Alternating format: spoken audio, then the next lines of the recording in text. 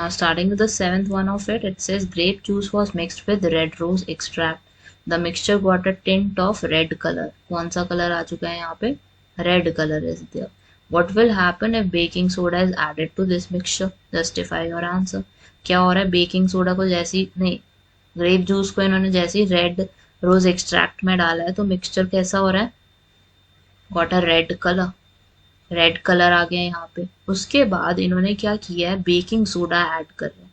Baking soda being a base, stronger base, काफी ज्यादा strong होता है और अच्छी क्वांटिटी में अगर डाला होगा इन्होंने तो हमारा जो एंटायर मिक्सचर है वो कैसा हो गया? That has been turned basic. Entire mixture has been turned basic.